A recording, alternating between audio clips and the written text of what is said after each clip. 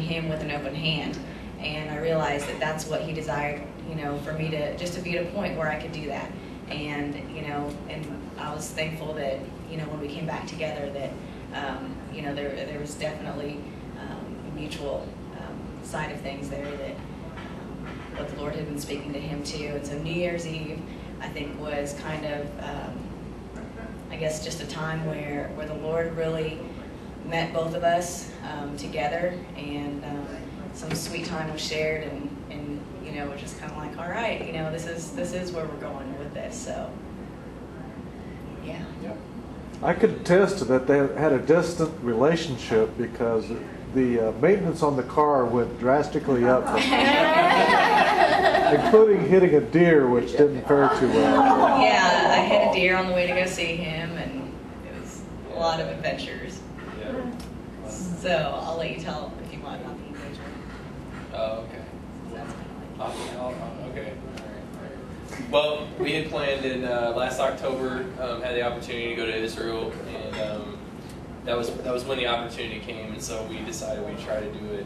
Didn't know how things would turn out in the next few years if we'd have that opportunity again. So we decided to go, and that was in May, or I'm sorry, that was at the end of April, was when we were going to be going. And anyways, like kind of a little side note to that, like the Lord really worked it out, because at first, like after we planned to go, her job decided that she couldn't go, that she was going to have to be at home or be at work, and then God moved and allowed that to happen, and gave her a different job, and right at that time, like right before we left, and so she was able to take a vacation in between, and I actually had been working for the Air Force Reserves for a year.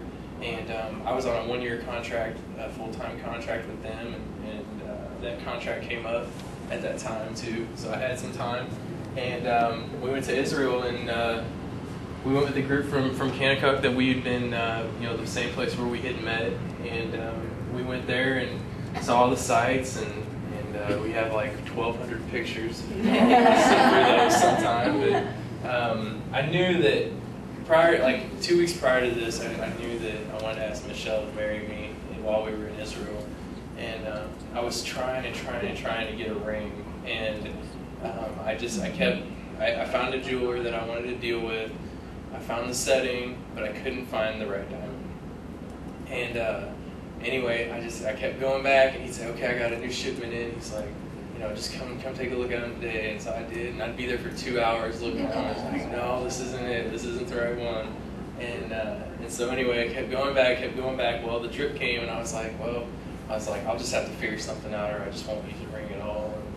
And so anyway, we went on the trip, and I wanted to ask for the second to the last day, so we could have one day be engaged while we're there, but spend most of the trip, together, and not really have that to worry about. Even though for me it was driving me nuts the whole trip. We were there for 2 weeks. I knew I wanted to ask her, but even when we went, I didn't know how it was going to happen. But anyways, it just so happened we were going to be at the Garden of Gethsemane the second to the last day, and I set it up with the group leader, Keith, who's going to be the one that does our service for us in Rogers at the wedding. And there was a couple of people that were on our trip that were photographers, and they had the big zoom lens cameras and all that. And so I got one of them, and I said, hey, I'm going to ask Michelle to marry me here at the garden. I was like, can you take pictures? And so anyway, and there's a couple of videos of it too somewhere. We haven't gotten those back yet, but a couple other people videoed. But anyway, so it was all set up, and the pressure was on, and the night, 2 nights before, we had stopped at this little jewelry shop, her and me and a couple other people, and she found this ring. At this jewelry shop. It was like a little antique ring, Roman glass, and just a little fun ring. And she liked it a lot. Oh man, it's so gorgeous, I was like, that's the one I'm gonna get. That's gonna be the in the meantime ring. So I snuck back in later that night, and I got that ring, and And so we walked down to the Garden of Gethsemane that day, and we stopped at the Mount of Olives and walked down, and it overlooks the city. I don't know if at the beginning of that you can see that where it overlooks the city. Anyway, we walked down, and Keith was like, he told me the whole time, he said, okay, here's what we're gonna do. We're gonna walk in. There's a platform that goes up some stairs, and he's like, we're all gonna go up there and sit, and he's like, I'm gonna read, from the Bible and tell the story of Jesus coming here to pray, before he goes to be crucified. And anyway, he was like, no, he's like, when I say in a minute, we're going to give you some time to go and pray, he said, that's your cue. He said, you take Michelle. And his wife, when we walked in, he was like, Karen will be standing at the place where it's the best place to do it in the garden. And so when we walked in, I was like looking around, and like I found Karen, and she saw me look, and so I found the place, and anyway, so he got us all up there, and he's like, okay, in a minute, and I grabbed Michelle's hand, and we started walking down, and she's like, Brad, she's like, he didn't say we could go yet. And I was like, oh, it's okay, don't worry. And she's like, no, she's like, are we just supposed to pray or what? Like, what are we doing? And I was like, it'll be okay, just come on. I'll let you. And so I was kind of taken off, and then he kind of stopped by that tree, and then he took my hands, and it was at that point, when I looked in his eyes, that I knew what was happening. And so I, like I said, his eyes, they tell me a lot, and so I just saw the sincerity in his eyes, and he began just to talk to me about, the things that he had prayed for and asked God for, and somebody that he would marry, and the things that he had found in me, and he quoted me the love passage in Corinthians, that love is patient, love is kind, it does not envy. And he said, I want to display that, and I want to serve you.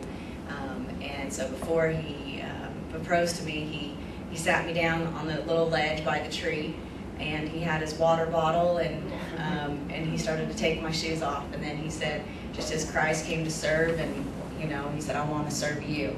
And so he started to wash my feet, and would put water on my feet and then dry it and kiss my feet, and I sat there very just humbled, and just what a treasure, just to have that experience and just to see him display that.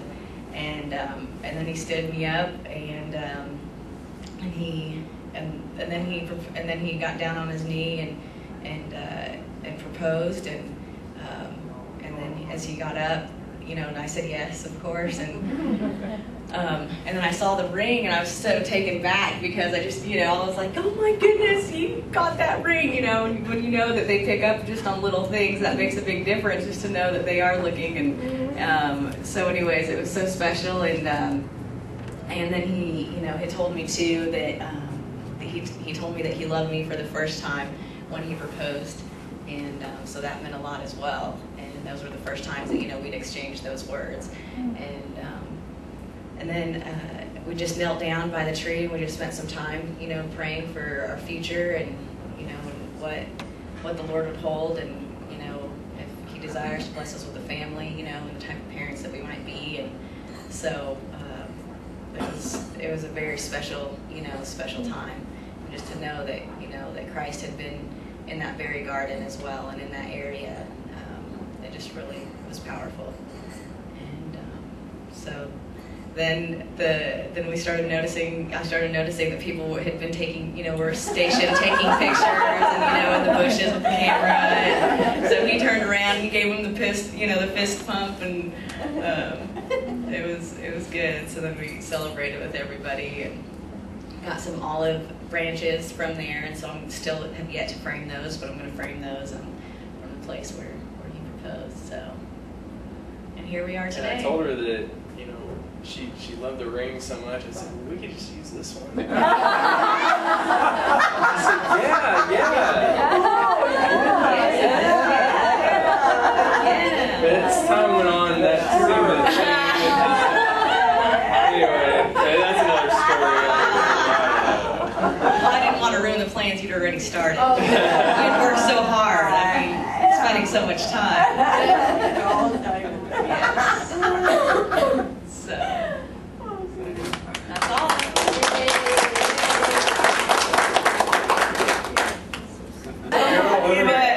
So he opened that door, but then 57 emails later. no. I sent him a few pictures of what I might have liked, but he did everything like on his own, and so I was so impressed, so very impressed with that. And I know that we're both excited, and I just like to, to share too, just that.